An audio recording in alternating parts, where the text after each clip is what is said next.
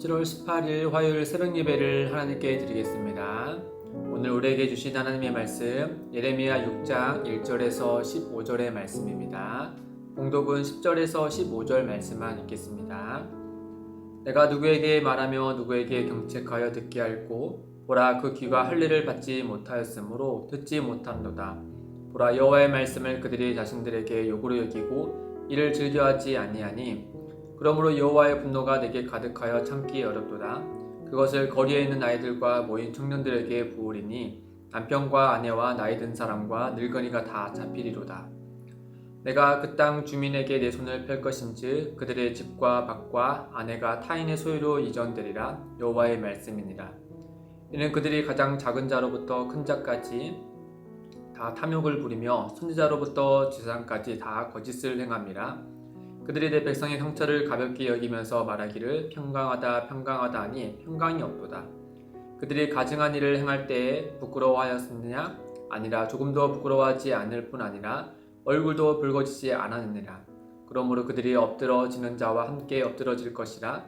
내가 그들을 벌하니 그때 그들이 거꾸러지리라. 여호와의 말씀이니라. 아멘.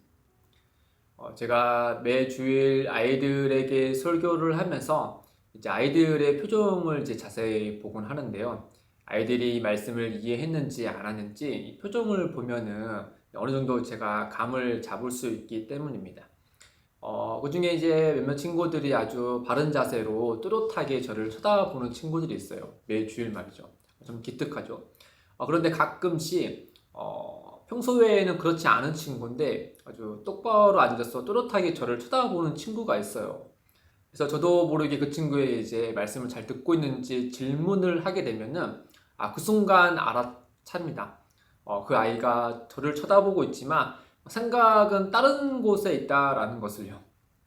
그래서 이제 정신 차리고 하는 말씀 드리자라고 이렇게 아이에게 잠깐 말하고 다시금 주의를 집중시키는데 생각해보면 우리가 일상을 살아가면서 이 상대방과 대화할 때 보면은 간혹 그 상대방의 이야기가 들리지 않을 때가 있죠.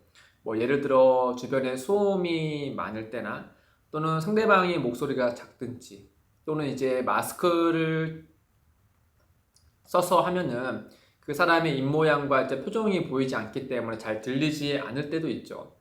이처럼 상대방에게서 원인이 있어서 듣지 못하는 경우도 있지만 때로는 그 원인이 나에게 있는 경우들이 있죠. 상대방과 이야기를 하지만 내 생각이 지금 다른 곳에 있다든지 또는 내 마음에 어떤 다른 곳으로 가득 차 있든지 그럴 때 말이죠. 뭐 예를 들어서 내 마음에 불안감이나 또 긴장감이나 또 흥분으로 가득 차 있을 때 또 내 생각이 다른 곳에 있을 때 상대방과 대화를 하지만 그 대화의 내용이 잘 들리지 않을 때가 있습니다. 이처럼 예레미야 앞에서 그의 말을 듣는 유다 백성들이 그와 같은 상태였어요.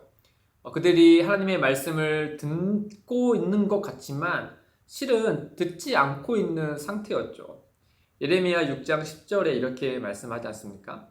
내가 누구에게 말하며 누구에게 경책하여 듣게 할고 보라 그 귀가 할례를 받지 못하였으므로 듣지 못함도다. 보라 여호와의 말씀을 그들이 자신들에게 욕으로 여기고 이를 즐겨하지 아니하니 라고 말씀합니다.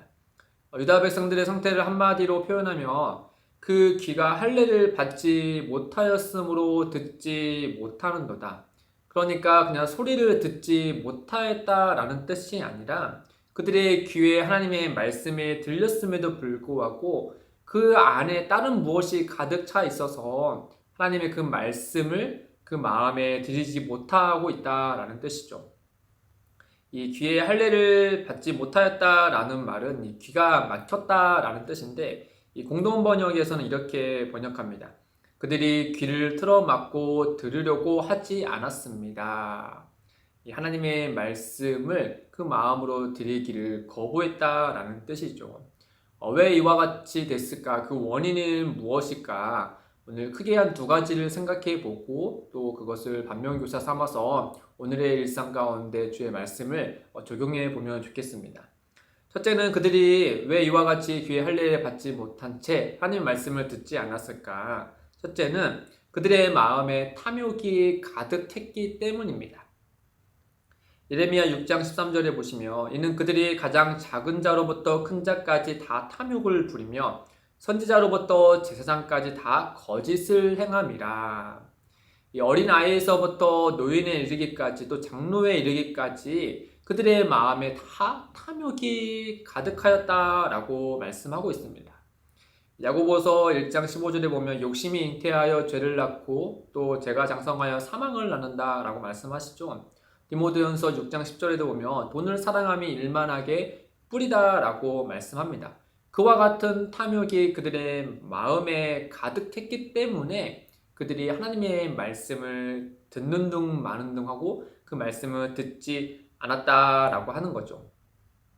그러니까 하나님의 말씀을 지켜 행하여서 복 있는 사람으로 살아가는 것보다 세상의 방식을 따르는 것이 훨씬 더 빠르고 많은 재물을 얻을 수 있었기 때문에 그들은 그 탐욕의 눈이 넘은 나머지 하나님의 말씀보다 세상의 이야기를 더 귀담아 들었다라고 하는 거죠. 또 선지자와 제사장도 다 거짓을 행하였다라고 하는 것은 그들의 보물과 뇌물에 눈이 넘 마음을 빼앗긴 나머지 이 사람들에게 듣기 좋은 말을 했다라고 하는 거예요. 그로 인하여서 이제 자신들이 취할 것을 취했다라고 하는 거죠. 14절에 보면은 평강하다, 평강하다라고 이야기하고 있습니다. 선지자 예레미야가 하는 메시지와 정반대되는 말씀이죠. 예레미야는 분명히 회개하지 않으며 북이스라엘이 멸망한 것처럼 남유다도 그 멸망할 것이다 라고 말함과 동시에 그들에게 엄한 경고를 하고 있지 않습니까? 그들에게 평강을 주는 것이 아니라 경고를 주고 있어요. 그래서 회개해야 우리가 평강할 것이다 라고 말하고 있지만 이 거짓 선지자들은 그와 같은 회개는 지워버리고 눈에 보이는 현상만 따지면서 그들에게 거짓 평강을 말하고 있다라고 하는 것이죠. 이와 같이 작용하는 것은 이 보물과 뇌물이 그들의 마음과 눈을 귀를 막았기 때문이다라는 겁니다. 두 번째로 그들이 하나님의 말씀을 들리지 않았던 이유 중에 하나는 바로 두 번째는 하나님을 업신여겼기 때문입니다. 6장 10절 하반절에 보면은 여호와의 말씀을 그들이 자신들에게 욕으로 여기고 이를 즐겨하지 아니하니라고 말씀합니다. 이 욕으로 여기다 말은 업신여기다, 비웃다, 경멸하다라는 뜻입니다. 그러니까 하나님은 예레미야를 통하여서 유다 백성들에게 계속 훈계하였죠. 회개하고 돌아오라. 그러나 그들은 그 하나님의 말씀을 가벼이 여기고 비웃고 경멸하기까지 했다라는 것입니다. 십계명 상계명에 너는 내 하나님 여호와 이름을 망령되이 일컫지 말라고 말씀하지 않았습니까? 그러나 그들은 하나님의 말씀을 경멸하여서 하나님을 업신여기는 큰 죄를 짓고 있었던 것이죠. 앞에 6장 1절에서 8절 말씀에 보면은 예레미야는 사람들에게 예루살렘으로부터 피하라라고 말씀하시잖아요. 왜냐하면 저 북방에 있는 적으로부터 이 땅을 하나님께서 치실 것이다 라고 말씀하기 때문이죠. 그러나 유다 백성들의 눈에 보이는 이 아름답고 이 우아한 예루살렘이 그것도 다윗과 언약을 맺으신 하나님께서 보호하신다라는 이 헛된 믿음을 가진 채 하나님의 말씀을 듣는 둥 마는 둥 하고 있는 것이죠. 그러니까 자기들이 원하는 것만 취사 선택하여서 이와 같이 행하는 것이죠. 하나님께서는 그들에게 말씀하여 순종할 때 너희 또한 언약을 지켜 행할 때 하나님께서도 그 언약대로 그들을 보호하신다 하였지만은 본인들이 해야 될 것은 하지 않은 채 하나님께로만 이 책임을 돌리는 어리석은 모습을 우리가 볼 수 있습니다. 그들은 하나님의 말씀을 자기의 소견에 맞는 대로 자신의 입맛에 맞는 대로 취사 선택하고 있었던 것이죠. 그 말은 다른 말로 하면은 이 하나님의 말씀의 한 부분을 쓰레기통에 버린 것이죠. 자기의 입맛에 맞는 부분만 취하고 그렇지 못한 것은 버린 것이나 다름없지 않습니까? 우리가 어떤 글을 보면 그 글에 있는 이 단어와 또 한 문장 자체를 무시하는 것은 그것 자체만 무시하는 것이 아니라 그 글의 큰 핵심을 무시하는 것과 다름없는 일이 있지 않습니까? 이 하나님의 말씀은 더욱더 그렇다라고 하는 것이죠. 사랑하는 성도 여러분, 결국 그들의 마음이 탐욕이 가득하고 하나님을 업신 여김으로 그들이 하나님의 말씀을 듣지 못한 것은 한마디로 말하면 그들이 하나님을 경외하기를 그쳤다라는 것입니다.